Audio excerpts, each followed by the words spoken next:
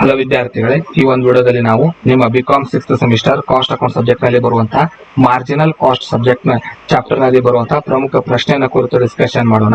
ಇಲ್ಲೊಂದು ಎಕ್ಸಾಂಪಲ್ ತಗೊಂಡಿದ್ದೀನಿ. ABC limited has a plant which produces 2 types of products, namely X and Y. ABC ಅನ್ನೋ company 2 product ತಯಾರು ಮಾಡುತ್ತೆ, X ಮತ್ತು Y.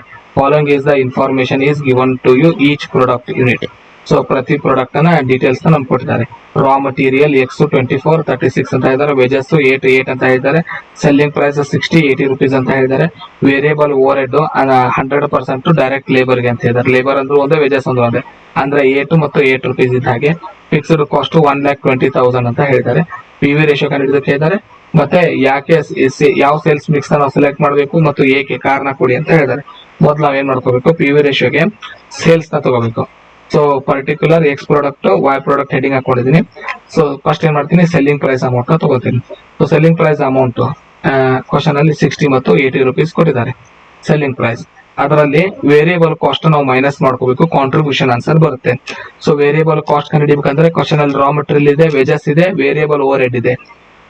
ಇವು ಮೂರು ಅಂದ್ರೆ ಫಸ್ಟ್ ಏನ್ ತಗೊಂಡ್ವಿ, ಈಗ ಸೇಲ್ ಪ್ರೈಸ್ ತಗೊಂಡ್ವಿ. ಅದರಲ್ಲಿ ರಾ ಮಟೀರಿಯಲ್, ವೇಜಸ್ ಹಾಗೆ variable over head 100% of direct labour, ಅಂದ್ರೆ ವೇಜಸ್ ಮೇಲೆ 100% ಸೇಮ್ ಅಮೌಂಟ್ ತಗೊಳ್ಳಿ ಅಂತ. ಇವು ಮೂರು ಎಕ್ಸ್ಪೆನ್ಸಸ್ ನ ಮೈನಸ್ ಮಾಡ್ಕೋಬೇಕು, ಆಗ ಕಾಂಟ್ರಿಬ್ಯೂಷನ್ ಆನ್ಸರ್ ಬರುತ್ತೆ.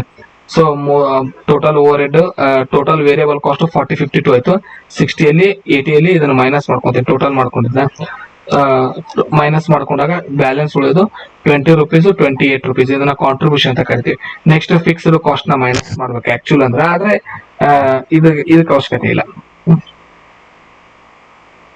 ನೆಕ್ಸ್ಟ್ ಸ್ಟೆಪ್ ಬಿಡ್ಸೋನಾಗ P V ratio calculation formula ಏನಂದ್ರೆ contribution divided by selling price into 100. ನಮಗೆ ಬರೀ ಕಾಂಟ್ರಿಬ್ಯೂಷನ್ ಅಷ್ಟೇ ಚಾರ್ಟ್ ಬೇಕು, ಯಾಕಂದ್ರೆ ನಾವು ಕಂಡುಹಿಡಿತಾ ಇರೋದು P V ratio. So contribution ಗೊತ್ತಾಯ್ತು 20 ಮತ್ತು 28. ಸೆಲ್ಲಿಂಗ್ ಪ್ರೈಸ್ ಕ್ವಶನ್ ಅಲ್ಲಿ ಆಲ್ರೆಡಿ ಕೊಟ್ಟಿದ್ದಾರೆ 60 ಮತ್ತು 80. ಸೊ ಡಿವೈಡೆಡ್ ಬೈ ಮಾಡಿ ನಾವು ಪರ್ಸೆಂಟೇಜ್ ಬರ್ದಿರ್ತೀವಿ. 33.33 ಒಂದಾಗುತ್ತೆ, ಒಂದು 35% ಆಗುತ್ತೆ. ಪಿ ವಿ ರೇಷಿಯೋ ಕಂಪ್ಲೀಟ್ ಆಯ್ತು. ನೆಕ್ಸ್ಟ್ ಏನ್ ಕಂಡುಹಿಡಿಬೇಕು, ಈಗ ಸೇಲ್ಸ್ ಮಿಕ್ಸ್ ಆನ್ಸರ್ ಕಂಡುಹಿಡಿಬೇಕು. ಸೊ ಸೇಲ್ಸ್ ಮಿಕ್ಸ್ ಆನ್ಸರ್ ಏನ್ ಮಾಡ್ತೀವಿ, ಸೇಲ್ಸ್ ಮಿಕ್ಸ್ ಒಂದೇ ತಗೋಣ. ಸೊ ಎಕ್ಸ್ ಎಷ್ಟು ಅಂತ ಹೇಳಿದಾರೆ ಯೂನಿಟ್ ಮತ್ತು ವೈ ಎಷ್ಟು ಹೇಳಿದಾರೆ ಯೂನಿಟ್ ಬರ್ಕೊಂಡಿದ್ದೀನಿ. ಇದಕ್ಕೆ ಏನ್ ಮಾಡ್ಬೇಕು, ನಾವು ಕಂಡುಹಿಡಿದಿದ್ವಲ್ಲ ಈಗ ಇದನ್ನ ಕಾಂಟ್ರಿಬ್ಯೂಷನ್, ಇದನ್ನ ಇಂಟು ಮಾಡ್ತಾ ಹೋಗ್ಬೇಕು. 20 ಮತ್ತು 28 ಇದೆ. ಸೊ 20-28 ನ ಮಾಡಿಬಿಟ್ಟು ಟೋಟಲ್ ಮಾಡ್ಕೊಂಡಿದ್ದೀನಿ. ಎಕ್ಸ್ ಪ್ರಾಡಕ್ಟ್ 14,000 ಯೂನಿಟ್ ಅಂತ ಹೇಳಿದ್ದಾರೆ, 20 rupees ಇಂಟು ಮಾಡಿದ್ದೀನಿ. 6,000 ವೈ ಅಂತ ಹೇಳಿದ್ದಾರೆ, 28 rupees ಇಂಟು ಮಾಡಿದ್ದೀನಿ. ಈ ಅಮೌಂಟ್ ಗಳು ಬಂದಿದೆ, ಅವುಗಳನ್ನ ಟೋಟಲ್ ಮಾಡ್ಕೊಂಡಿದ್ದೀನಿ. ಈ ಅಮೌಂಟ್ ಬಂದಿದೆ. ಈಗ ಏನ್ ಮಾಡ್ತೀವಿ, ಇದರಲ್ಲಿ ಸೇಲ್ಸ್ ಮಿಕ್ಸ್ 2 ನ ಬಿಡಿಸ್ತೀವಿ. ಈಗ ಸೇಮ್ 28 rupees ನ ಇಂಟು ಮಾಡಿ ಪ್ಲಸ್ ಮಾಡ್ತಾ ಹೋಗುದು. ಸೇಲ್ಸ್ ಮಿಕ್ಸ್ 3 ಇವನ್ನ ಕ್ವಶನ್ ಅಲ್ಲಿ ಕೊಟ್ಟಿದ್ದಾರೆ. ಸೊ ಈ ರೀತಿ ಆದ ನಂತರ ಏನ್ ಮಾಡ್ಕೋಬೇಕು, ಕಂಪ್ಯಾರಿಸನ್ ಮಾಡ್ಕೋಬೇಕು. ಸೇಲ್ಸ್ ಮಿಕ್ಸ್ 1 ಪ್ರಕಾರ ಟೋಟಲ್ ಅಮೌಂಟ್ ನಮಗೆ ಕಂಡು ಹಿಡಿದಿದ್ದು ಎಷ್ಟೆಷ್ಟು ಬಂದಿದ್ದಾವೆ, ಫಿಕ್ಸ್ಡ್ ಕಾಸ್ಟ್ ಮೈನಸ್ ಮಾಡ್ತಾ ಹೋಗ್ಬೇಕು. ಅವಾಗ ಪ್ರಾಫಿಟ್ ಆನ್ಸರ್ ಬರುತ್ತೆ. ಯಾವ್ದು ಹೈಯೆಸ್ಟ್ ಇದೆ ಅದನ್ನ ಸೆಲೆಕ್ಟ್ ಮಾಡಬೇಕು.